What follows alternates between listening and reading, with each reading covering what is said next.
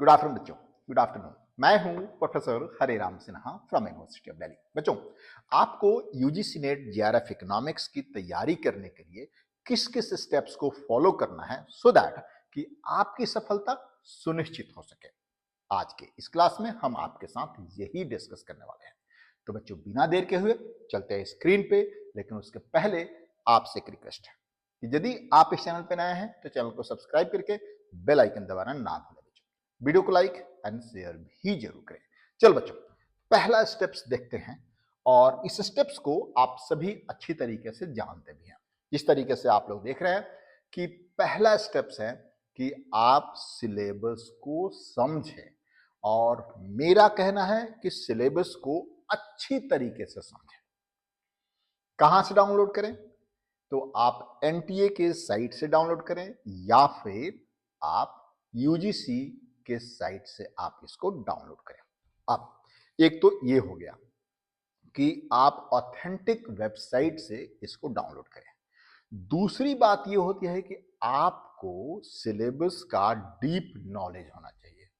अब deep knowledge का मतलब क्या है? डीप नॉलेज का मतलब ये है बच्चों कि यूजीसी ने, फॉर एग्जांपल हम आपको बात कर रहे हैं यहां पे कि यूजीसी ने बता दिया है कि माइक्रो का पहला टॉपिक कंज्यूमर बिहेवियर है या फिर कंज्यूमर थ्योरी है। अब इसके बाद वाली जिम्मेवारी आप पे आ जाती है। कंज्यूमर थ्योरी में 4 से 5 टॉपिक आपको पढ़ना है, जैसे कि cardinal utility theory, ordinal utility theory, risk and uncertainty and बहुत तरह के और भी थ्योरी आपको, जैसे कि इंटरटेम्पोरल है, इस तरह की थ्योरी आपको पढ़नी है। लेकिन क्या सब पढ़ना संभव है? क्योंकि उन्होंने तो बोल दिया कि कंज्यूमर थ्योरी है या कंज्यूमर बिहेवियर है, और कंज्यूमर बिहेवियर में 4 से 5 तरह की थ्योरी आती है। सब पढ़ना, सबको वेल वर्स होना संभव है, और संभव है भी तो क्या आपके पास उतना समय है?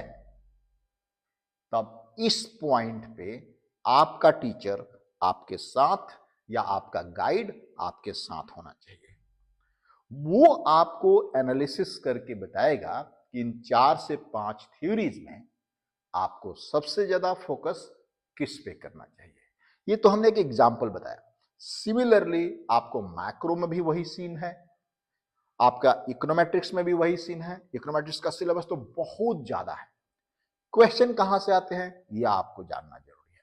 तो मतलब ये कि आपको सिलेबस को समझना ही नहीं है, इसको एनालिसिस करना है।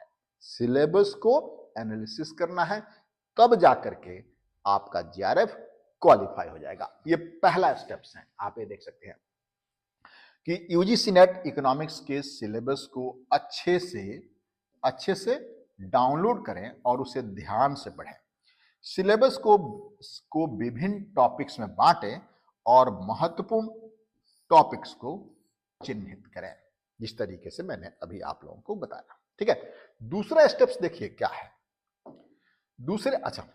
इसके पहले हम आगे बढ़े, मैं आपको बता दूं कि NTA UGC NET JRF economics June 2025 के लिए मेरा कोर्स है संकल्प, जो कि आपकी सफलता की गारंटी देता है।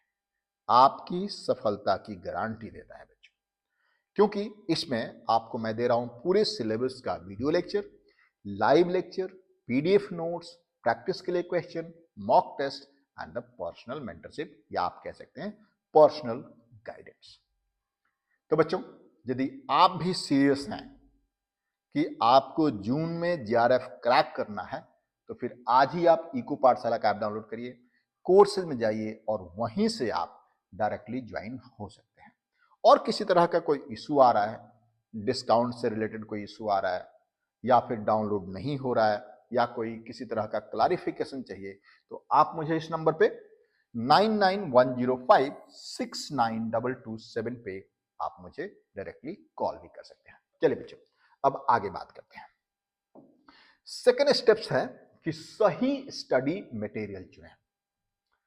अब देखिए, बहुत मार्केट में बहुत सारे स्टडी मटेरियल अवेलेबल है। अब उसमें से सही क्या है? जो कि आपके एग्जाम के लिए रेलेवेंट होने चाहिए, और उस वो किताब या वो नोट्स जिसके जो इस तरीके से लिखा गया है कि उससे आपके एग्जाम में क्वेश्चन बनते हैं। ऐसा नहीं कि कोई भी माइक्रो इकोनॉमिक्स की तो बहुत सारी किताबें हैं, domestic authors and foreign authors की, मतलब देसी राइटर्स की एंड फॉरेन राइटर्स की बहुत सारी किताबें हैं। क्या आप सबको पढ़ना संभव है? नहीं। और मैं आपको ये सलाह भी नहीं दूंगा कि सारी किताबों को आप पढ़ें। आपका एक स्पेसिफिक गोल है जीआरएफ को क्वालिफाई करना, तो उसके अकॉर्डिंगली कौन सा बुक सूट करता है मैं यहां पे आपके लिए लेकर के आया हूं। बच्चों आप देख सकते हैं कि आप माइक्रो इकोनॉमिक्स के लिए एच लाहौजा हिंदी इंग्लिश दोनों में अवेलेबल है, कुर्सियानी सिर्फ एंड सिर्फ इंग्लिश में अवेलेबल है, and Dornbusch Fischer macroeconomics के लिए, Dornbusch Fischer macroeconomics के लिए अवेलेबल है बच्चों, लेकिन ये सिर्फ एंड सिर्फ ओरिजिनल वर्जन इसका आपके पास इंग्लिश में अवेलेबल है। ठीक है, आगे देख सकते हैं एमएल झिंगन, अपने डोमेस्टिक राइटर हैं या फिर देसी राइटर इसको कह सकते हैं। मैक्रो इकोनॉमिक्स के लिए ML Jhingan and growth and development के लिए भी एमएल झिंगन की ही बुक आती है, जो कि हिंदी में भी अवेलेबल है। आप ये बहुत अच्छी बुक है, आप चाहें तो इसको आप बाय कर सकते हैं, और या फिर पीडीएफ नोट्स कई जगह अवेलेबल है, वहां से भी आप इसको डाउनलोड करके पढ़ सकते हैं। बट मेरा मानना है कि इसका लेटेस्ट एडिशन आप पढ़िएगा जरूर। ठीक है, आगे बढ़ते हैं। इंटरनेशनल इकोनॉमिक्स में मैं आपको बताना चाहता हूं बच्चों, इंटरनेशनल इकोनॉमिक्स में मैं आपको बताना चाहता हूं कि ये जो है साल्वाटोर या फिर क्रूगमैन, साल्वाटोर एंड क्रूगमैन इंटरनेशनल इकोनॉमिक्स के लिए बहुत अच्छी किताब है, लेकिन ये फिर से इंग्लिश में किताब है। हिंदी में आपको जानने के लिए आप चाहें तो मेरा नोट्स डाउनलोड कर सकते हैं, बिल्कुल अवेलेबल है, हमारे ऐप पे अवेलेबल है, वहां से जाके आप इसको डाउनलोड कर सकते हैं हिंदी में। इंडियन इकोनॉमी के लिए आप देख सकते हैं बच्चों मिश्रा एंड पुरी, ये हिंदी में अवेलेबल है बच्चों, मिश्रा एंड पुरी, एंड आप देख सकते हैं पॉल सैमुअल्सन नॉर्सन, ये सब आपके पास, इसको आप डाउनलोड कर सकते हैं, खरीदने की जरूरत नहीं है। गुजराती इकोनॉमेटिक्स के लिए आपको गुजराती, आप ये कह सकते हैं कि ये बहुत बहुत ही अच्छी बुक है, मतलब बेसिक अंडरस्टैंडिंग के लिए गुजराती बहुत ही अच्छी बुक है। लेकिन अगेन मैं आपको वार्न कर रहा हूं कि सारा टॉपिक इसमें से नहीं पढ़ना है, आपके सिलेबस एंड प्रीवियस ईयर के क्वेश्चन के अकॉर्डिंगली आपको डिसाइड करना है, या फिर अपने टीचर से बात करिए कि सर इसमें से कौन कौन सा टॉपिक हमें पढ़ना है। ठीक है, इसके बाद आप देख सकते हैं मैंने यहां पे लिखा है कि इन सारे टॉपिक, ये मेजर टॉपिक्स हैं ना बच्चों, पिछले वर्ष के प्रश्न पत्र एवं मॉक टेस्ट, ऑनलाइन नोट्स और वीडियो लेक्चर भी आप रेफर कर सकते हैं। इसके अलावा आपके पास यहाँ पे पब्लिक इकोनॉमिक्स का बुक है, आप पब्लिक इकोनॉमिक्स आप कहीं से भी कर सकते हैं, बहुत मतलब उसमें आप कह सकते हैं जो नोट्स हैं ऑनलाइन अवेलेबल है, या फिर मेरे ऐप पे भी इसको अवेलेबल है, इको पाठशाला के ऐप पे अवेलेबल है, आप चाहें तो वहां से भी डाउनलोड कर सकते हैं। ये कौन सा था बच्चों? ये दूसरा स्टेप्स था, जब आप सही स्टडी मटेरियल चूज करते हैं। अदरवाइज आप पढ़ते रहिए, कितना भी पढ़ लीजिए, लेकिन क्वेश्चन कहां से आएगा ये फिर आप क्वेश्चन में जाकर के, एग्जाम हॉल में जाकर के बिल्कुल ब्लैंक हो जाएंगे। तो आपको सही स्टडी मटेरियल चूज करना बहुत जरूरी है। ठीक है बच्चों, यहां पे आप देख सकते हैं टॉपिक वाइज स्टडी प्लान बनाएं, टॉपिक वाइज स्टडी प्लान बनाएं, यानी आप मान लेते हैं अभी फरवरी 25 या 24 तारीख है आज, तो आज से आपके एग्जाम में 15 जून के आसपास एग्जाम होगा, कितना समय है और हर टॉपिक को आप कितना समय देना चाहते हैं। आप बेहतर रहेगा आप डे वाइज डिवाइड कर लें, और डे वाइज में भी आप कितना घंटा समय देते हैं अपने जीआरएफ को क्रैक करने के लिए, उसके अनुसार उसको डिवाइड करिए। मैंने यहां लिखा भी है कि कम से कम आपको 5 से 6 घंटे आपको देना पड़ेगा। ठीक है, आप जैसा कि आप जानते हैं बच्चों, दो यहां पे पेपर 1 जो है teaching and the research aptitude होता है बच्चों, एंड दूसरा पेपर इकोनॉमिक्स है। तो दोनों को आपको एक साथ साथ में लेकर के चलना पड़ेगा। इकोनॉमिक्स में मैंने कई बार आप लोगों को बोला है कि माइक्रो इकोनॉमिक्स पढ़ने के पहले आप मैथमेटिक्स पढ़िए। 3-4 टॉपिक पढ़ना है, डिफरेंशिएशन, इंटीग्रेशन, फंक्शन। लिमिट छोड़ सकते हैं, लिमिट की जरूरत नहीं है, लिमिट से क्वेश्चंस नहीं आते हैं, ठीक है। लेग्रांजियन वो डिफरेंशिएशन में आ जाता है बच्चों, और एक है मैट्रिसेस, उसे इनपुट आउटपुट मॉडल वाला जो क्वेश्चन आता है उससे हो जाएगा। तो आपको linear equation, function, differentiation, integration and matrices, ये 4-5 टॉपिक पहले पढ़ लीजिए। हाँ, सिर्फ पढ़ना ही नहीं है, रॉ नहीं, उसको ये भी जानना है कि इसका एप्लीकेशन इकोनॉमिक्स में क्या है।